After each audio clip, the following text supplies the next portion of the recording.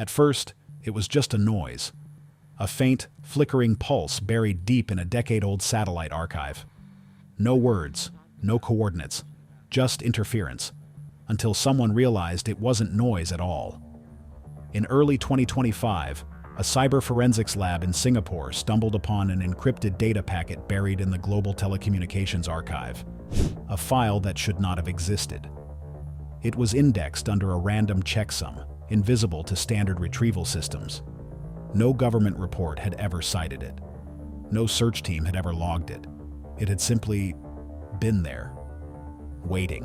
When the engineers decrypted the first layer of code, the system glitched. Then came a sound, 6 seconds of fragmented audio. Breathing, slow, uneven, human. A survivor's final attempt to send something, anything, through the noise. But here's where it gets stranger. Metadata tied to that file didn't match any aircraft system. It matched a personal device, belonging to one of the passengers on Malaysia Airlines flight MH370, the flight that vanished in March 2014.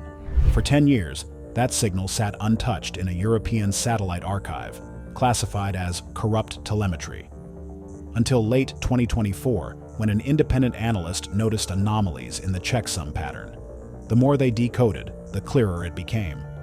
Inside those fractured bits lay encrypted packets consistent with distress telemetry, tiny bursts of compressed binary shaped like structured communication. Someone on that plane tried to send a message, and when the final layer was decoded, it wasn't text, wasn't speech, just a short line embedded in code. Cabin pressure critical. Signal interference sustained. Someone is still here. A message that was never meant to be found. And when the lead analyst heard it for the first time, he reportedly stepped back and said only one thing: "I wish I hadn't opened it." What if this wasn't just a remnant of tragedy, but evidence of something far larger? A silent communication buried beneath layers of official data, hidden, redacted, erased.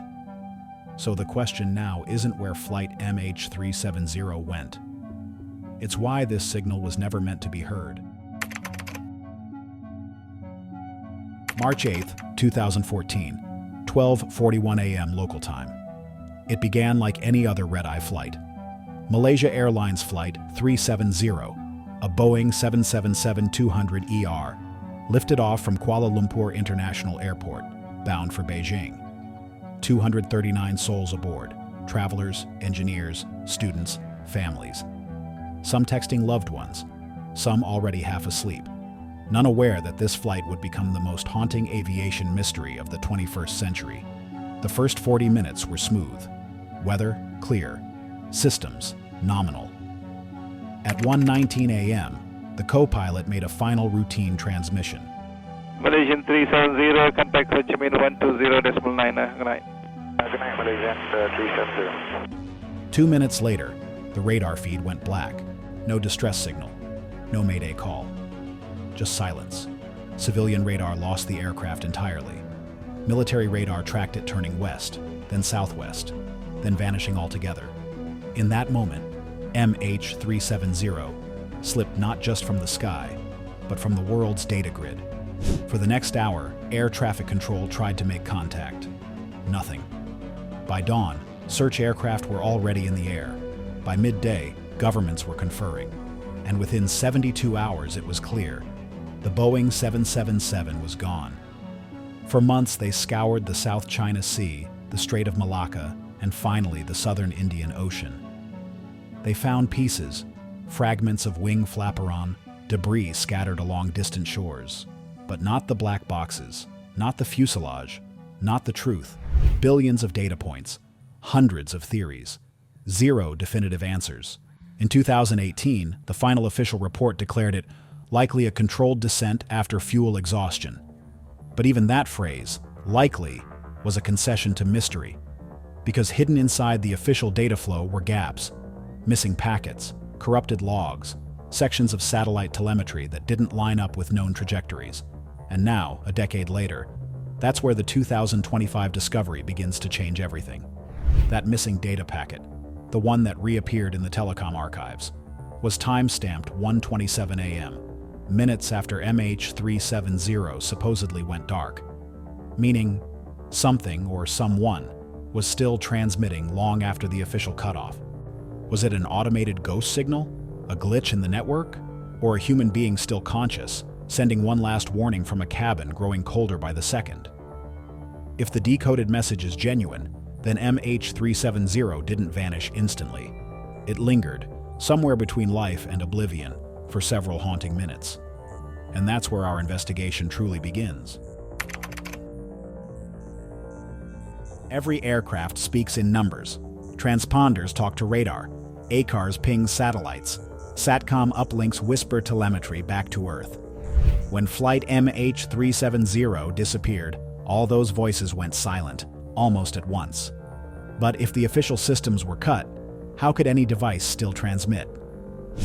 To understand the anomaly, we have to trace the anatomy of communication itself.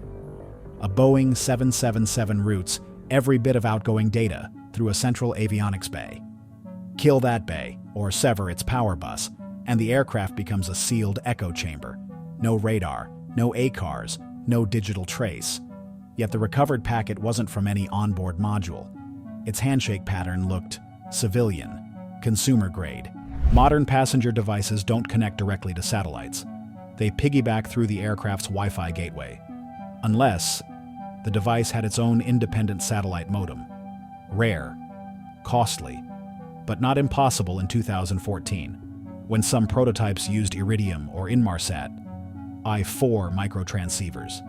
If one passenger carried such a unit, powered by its own lithium cell, it could, in theory, outlive the plane's main systems by minutes. Telemetry reconstruction suggests that in those minutes the cabin was losing pressure. Electronic noise spiked. Standard circuits collapsed under interference, possibly from cascading power faults. But a smaller, shielded transceiver might have survived, riding the residual current like a lifeboat on a dying ocean. The data packet's modulation pattern, narrowband, slow, erratic, resembles what engineers call a survivor burst. Short-duration packets sent under extreme interference. Such bursts compress environmental readings, pressure, temperature, EM noise, into tiny fragments. That's why the recovered file seemed meaningless at first.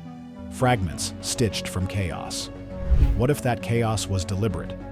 If the sender knew that full voice or text couldn't survive, they might encode meaning in rhythm, in pulse intervals, like digital Morse. Each delay, each cluster, a word, a plea. When decoded, those intervals aligned with an emergency message protocol used in certain aerospace prototypes, one designed to send SOS without using words. It's speculative, yes, but it explains how a dead plane could still speak. Here's the chilling part. That uplink occurred after the official final satellite handshake. In other words, the plane's automated systems had already fallen silent. Only this lone signal remained, an echo fighting through static. What the engineers found wasn't a clear distress call. It was a pattern, a rhythm that implied awareness. Someone was still alive long enough to press send. If true, the question shifts from why the systems failed to who managed to speak after silence itself had taken over. Before the world called it the vanishing, it was just another night flight. And before the data became evidence, it was someone's heartbeat. Steady, human, defiant. Seat 25F, middle of the fuselage. A man whose work revolved around communication itself, turning interference into information. His initials are all we'll use. His profession, systems engineer. His obsession, signals that survive chaos. He'd built a prototype the size of a phone battery. It could tether directly to low-orbit satellites, bypassing aircraft networks entirely. In 2014, few devices could do that. His was experimental, meant for lab tests, not life and death. That's what made the 2025 discovery so haunting. Because when investigators decrypted the final packet, the modem ID matched his hardware design file, the same checksum he once submitted for a research patent. A ghost signature resurrected from static. Reconstruct the moment. Altitude, 35,000 feet. Time, 1:20 a.m. The cabin air thins. Lights flicker, dim to amber. Pressure alarms wail once, then cut. He reaches instinctively, not for a mask, but but for the small case at his feet. He powers the modem on auxiliary battery. Screen glow, blue-white, 1 bar, then half, then none. He opens a diagnostic app that was never meant for emergency use. The interface reads, "Ready to transmit." He types a short command, maybe a test, maybe a plea, and the program switches to autonomous mode. 20 seconds of oxygen left before hypoxia clouds thought. Enough to press send, then silence. Somewhere above the Indian Ocean, a data packet breaks free. 6 seconds of compressed telemetry, stitched with environmental readings. Pressure drop, electromagnetic surge, temperature fall. Numbers without context. But hidden among them, a faint waveform that, when amplified, forms a breathing rhythm. That sound is what pulled analysts to the edge of disbelief. Not words, not panic, just a slow, deliberate inhale, as if someone were forcing calm inside chaos. They called it the human signal, because machines fail cleanly, humans fail audibly. When AI models re-index the 2014 archives a decade later, that file surfaced as a checksum anomaly. Inside, bursts of patterned code repeating every 0.8 seconds, too intentional to be random. Some engineers think it's simple telemetry corruption. Others believe it's an encoded sequence, a primitive SOS built from pulse spacing. Either way, its origin was personal, not mechanical, and that changes everything. For 10 years, his family had no message, no final call. Now, in the hum of a modem log, they might have one, a whisper measured in kilobytes. Imagine that moment of recognition. Reading a loved one's digital heartbeat. Numbers become breaths. Time rewinds 10 years. And you realize the signal you're analyzing is someone's last act of reason. Experts say the device's capacitor could hold charge for less than 2 minutes after the main power failed. That narrow window means he knew the plane was dying. And yet he chose to code, to leave proof. The final byte marks the end of the transmission. Checksum complete. No second packet, no follow-up, just silence. And the question that keeps investigators awake. If he managed to send this under total systems failure, what else did he see before the dark? For a decade, the world searched for debris. Maybe the real evidence was never metal. Maybe it was breath encoded in binary, waiting for us to finally listen. When the human signal surfaced, it did more than reopen an old case. It shattered the fragile order of explanations that had stood for a decade. 3 dominant theories emerged, each promising truth, each collapsing under its own weight. Theory 1. The mechanical ghost.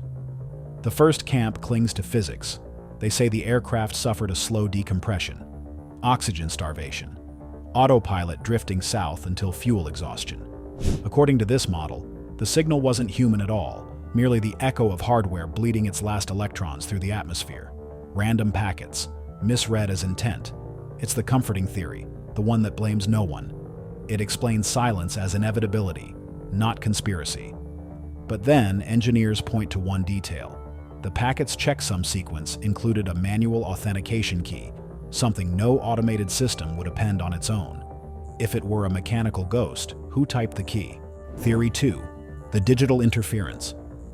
Others argue the signal is proof of digital interference, not a hijack by people, but by algorithms. In this version, an external protocol spoofed the aircraft's transponder, forcing it into data isolation. A cyber glitch that became catastrophe. To them, the 6-second packet isn't a message. It's residue from a network caught between frequencies. A collision of code where machine logic met human desperation. This theory feeds on irony, that a plane built to navigate by automation may have been undone by it. But skeptics ask, why was that residue linked to a passenger device, not to the aircraft bus? If the interference was global, why only one civilian modem survived the noise? Theory 3. The deliberate diversion. The third theory refuses coincidence altogether. It claims the plane was redirected, intentionally, to a communication void, a place where sonar, radar, and even satellite echoes dissolve. Supporters see the packet as a breadcrumb left by someone who realized what was happening. They call it the final warning hypothesis, that the passenger in 25F, aware the aircraft was being guided off course, used his experimental modem to leave evidence before systems locked him out. Evidence? None conclusive. Motive? Unclear. Yet its emotional gravity keeps this theory alive, because it gives purpose to the breath inside the data. The silences between theories. Each explanation answers one question, but leaves two more untouched. If mechanical failure caused it, why the authentication code? If digital interference did, why only one signal? If deliberate diversion occurred, who orchestrated it? And why bury the proof? Even the archives tell a story of absence. Missing minutes in satellite logs, incomplete handshakes, data classified inaccessible due to licensing. Gaps where truth should live. Sometimes what's unsaid speaks loudest. Across forums, analysts debate terabytes of telemetry, but the most haunting evidence may be the silence, the official reports that never mention the word packet. To the families, theories mean little. They measure truth in closure, not code. For them, the human signal is not a riddle to solve, but a voice to remember. A moment when one person refused to vanish quietly. And maybe that's the real reason the mystery endures, because it balances on the edge between system and soul, between data loss and the will to be found. In science, every anomaly demands explanation, but in tragedy, explanation is never enough. The human signal remains, one breath caught between three impossible stories. Which do you believe? For nearly a year after the signal's discovery, analysts believed they'd extracted everything the packet could offer: pressure, temperature, breathing. But in 2025, technology changed the question. A new compression reversal algorithm, nicknamed Eidolon, was built to reconstruct corrupted telemetry by simulating the missing data between known values. When researchers fed the human signal through it, the result wasn't noise at all. It was structure. At first, the model rendered simple parameters: altitude, roll, yaw. Then, unexpectedly, it plotted a curve, a descending spiral that ended not where previous searches had concluded, but hundreds of kilometers northwest, near a region marked No Survey Zone, 47B. No one could explain how a 6-second packet held enough information to define a trajectory. Yet the algorithm insisted. Each pulse encoded multiple variables through time division multiplexing. If true, this meant the passenger's device didn't just send distress, it mapped the plane's dying path in compressed form. A digital echo of descent. Skeptics called it coincidence, a mathematical illusion. But the reconstruction grew stranger. Within the spiral pattern lay intermittent amplitude spikes, 6 of them, spaced evenly apart. When converted from time to spatial ratio, the spacing matched the intervals of a standard maritime sonar ping. Was the aircraft responding to something outside itself? Or was the passenger recording what he heard through the fuselage, external signals bleeding into the device's microphone array? Some analysts proposed a simpler answer: interference from the satellite ground link bouncing off the ocean. Others weren't so sure, because when they overlaid the reconstructed coordinates with historic maritime maps, every ping aligned with an unmapped depression on the ocean floor, an abyss about 12 kilometers long, depth unknown. To verify, a European institute ran a simulation using their own acoustic wave models. Result: a resonance frequency identical to what the passenger's device had captured, meaning the signal had recorded an external echo, possibly sonar, possibly something else, bouncing back from a real geological feature. If the Eidolon model is even partly right, then the data packet contains the world's first acoustic snapshot of MH370's final environment. Not photographs, not video, but a 3-dimensional sound print, frozen in code. And with it came something else. At the tail end of the reconstruction, just before the checksum closes, the waveform bends, its amplitude clipping sharply at regular intervals. When translated into binary spacing, it formed a repeating pattern. In ASCII, it reads a single letter, V. No one agrees what it means. Some say it's coincidence, the artifact of compression cycles. Others whisper, Victor, the international code for message received. But one technician noted the obvious. In Morse, ... is V as well, the first 4 notes of Beethoven's Fifth. a symbol of survival or defiance. Maybe it was deliberate, maybe not. Either way, the model had turned a forgotten packet into a map, a sound print, and now perhaps a signature. That single word changed the tone of the investigation. Because if the packet carried intentional structure, it suggested the sender wasn't only conscious, but methodical. He encoded a trajectory, recorded external sonar, and left a pattern that translates into a universally recognized symbol. Whether these layers were coincidence or message is irrelevant now. What matters is that a decade-old fragment of data could still speak once we learned how to listen. And yet, every new reconstruction opens another question. If a 6-second signal contains this much hidden structure, what might still be buried in the rest of the archive? Files mislabeled, deleted, or dismissed as noise. The Eidolon model may not solve the mystery, but it reminds us that absence is never empty. Sometimes it's encrypted. Every discovery forces a choice, to look deeper or to stop before the truth stares back. The Eidolon reconstruction didn't close the case of MH370. It fractured it into new questions, each one sharper than the last. The data that refused to die. The packet was supposed to be inert, a digital fossil. Yet, when redecoded, it behaved like a living system, self-correcting, self-referencing, repairing missing code in patterns that resembled feedback loops. To the engineers, it looked less like telemetry and more like conversation. But with whom?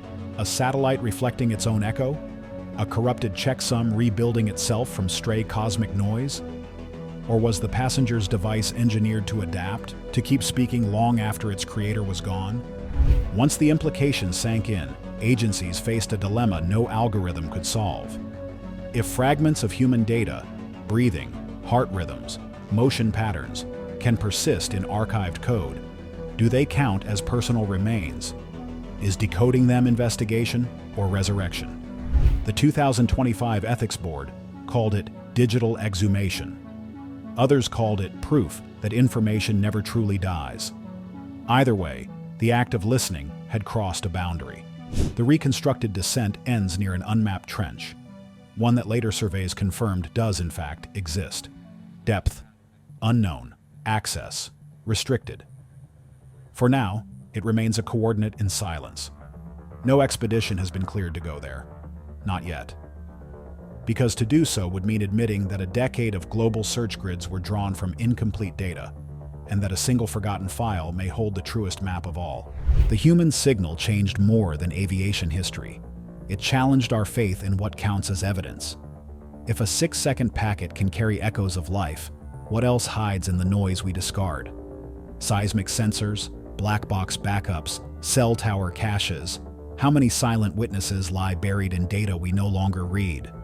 Maybe we've been asking the wrong question all along. Not where did MH370 go, but what did it leave behind in the systems that tried and failed to forget it? The more we decode, the closer we come to a paradox.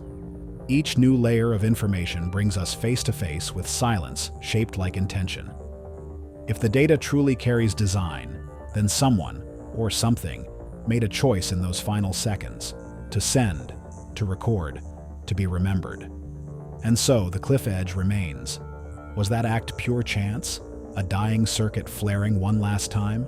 Or was it will, the trace of a mind refusing to vanish? Whatever the answer, one truth endures. Information has memory, and sometimes memory fights back. Somewhere in the static, a voice is still breathing. Maybe it's data. Maybe it's us. Still listening, still asking, still unwilling to let the signal fade.